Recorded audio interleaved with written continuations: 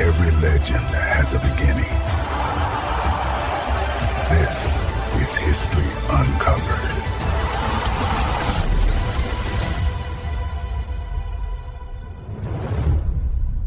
He was a god on the football pitch, a devil off it, and the hero of a story so epic it feels like fiction. This is the tale of Diego Armando Maradona, a name that echoes through stadiums and streets, a legend forged in the slums of Buenos Aires. But was he the greatest of all time?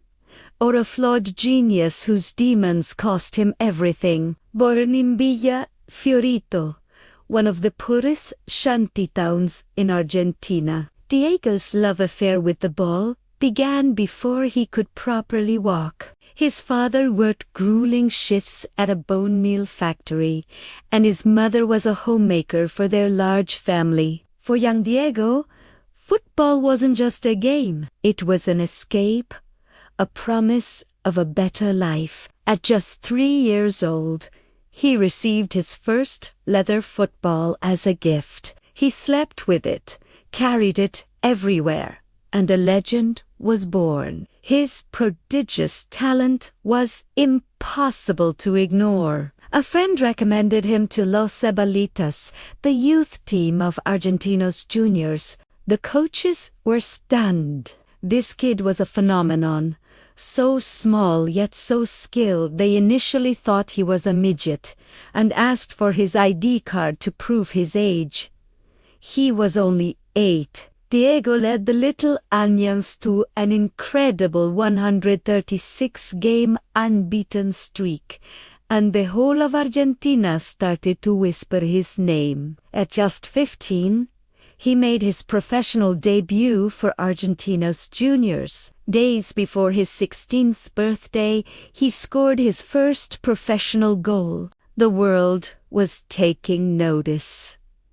His low center of gravity, combined with explosive pace and dribbling skills that seemed to defy physics, made him unstoppable. Defenders couldn't touch him. He would weave through them like they were standing still, the ball glued to his left foot. His move to Boca Juniors in 1981 was a dream come true. He was playing for the club of his heart, the working-class team he'd always supported. He led them to a league title, becoming a national icon. The entire country was captivated by this boy from the slums who played with such joy and audacity. Then came Europe. Barcelona paid a world record fee for him in 1982.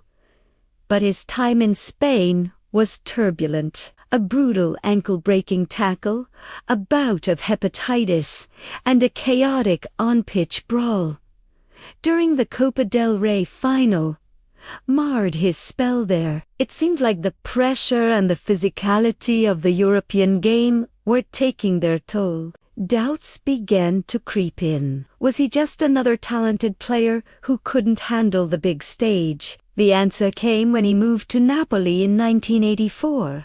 Another world record transfer. At the time, Napoli was a struggling club in Italy's poorest major city. It was a city looked down upon by the wealthy northern clubs of Milan and Turin. They saw Maradona as their savior, their messiah. And he delivered. In Naples, Maradona wasn't just a player. He was a deity. He single-handedly transformed the team. Against all odds, he led them to their first ever Serie A title in 1987, and then another in 1990, plus a UEFA Cup. The city erupted in celebrations that lasted for weeks. Murals of Maradona appeared on buildings. Children were named Diego in his honor. He had given a voice and a victory to the underdog, a feeling of redemption to an entire city. He was their king. But it was on the international stage that Maradona cemented his immortal legacy, the 1986 World Cup in Mexico. This wasn't just a tournament for Argentina. It was personal. It was just 4 years after the Falklands War with England. The quarter-final match against England became more than just football. It was a battle for national pride. And in that single game, Maradona showed the world his two faces, the devil and the God. First, the infamous hand of God. Leaping for a high ball against the much taller English goalkeeper, Peter Shilton, Maradona punched the ball into the net with his fist. The referee didn't see it. The goal stood. It was cheating, pure and simple, but for Maradona, it was a little with the head of Maradona and a little with the hand of God. It was cunning, street-smart revenge. Just 4 minutes later, he scored what is widely considered the greatest goal in football history. Receiving the ball in his own half, he turned and embarked on a mesmerizing 60-yard run, slaloming past 5 English players as if they were training cones before rounding the keeper and slotting the ball home. It was pure genius, it was divine. In the space of 4 minutes, he had shown the world the full spectrum of his character. Argentina went on to win the World Cup, and Maradona was crowned the best player on the planet. He had carried his nation to glory. However, the same city that worshipped him also fed his demons. In Naples, his connection to the Camorra, the local mafia, grew. He was introduced to a lifestyle of excess and addiction. The pressure to perform, to be the god everyone expected, was immense. His cocaine use, which began in Barcelona, spiraled out of control. The 1990 World Cup in Italy saw him lead a less fancied Argentina to the final, famously knocking out the host nation in a dramatic semi-final penalty shootout held in Naples of all places. The Neapolitans were torn. But Maradona was now seen as a public enemy in the rest of Italy. Argentina lost the final to West Germany, a bitter and controversial end. His downfall was swift and public. In 1991, he failed a drug test for cocaine and was handed a 15-month ban from football.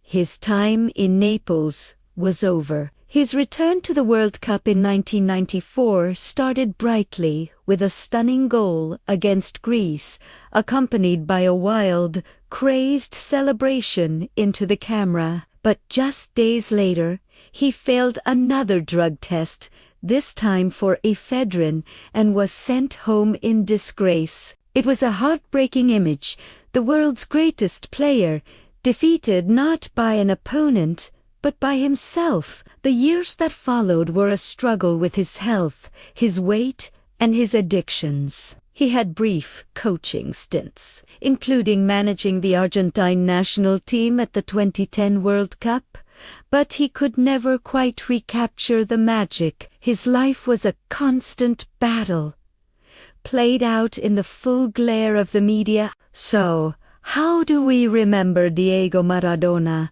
Was he a cheat, a drug addict, a flaccid idol?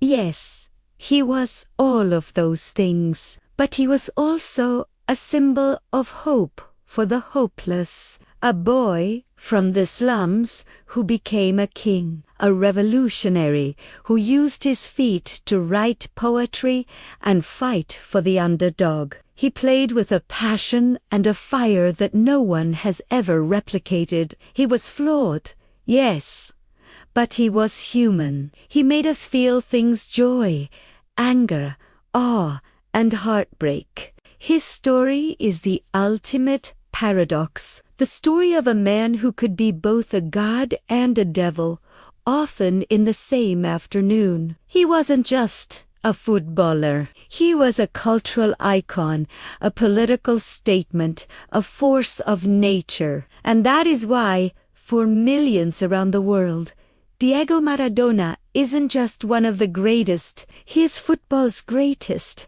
most beautiful, and most tragic story. What do you think? Was Maradona the greatest of all time? Or do his flaws overshadow his genius? Let me know your thoughts in the comments below. Don't forget to like this video if you found his story as fascinating as I do, and share it with any football fan you know. Thanks for watching, and be sure to subscribe for more stories from the world of sports.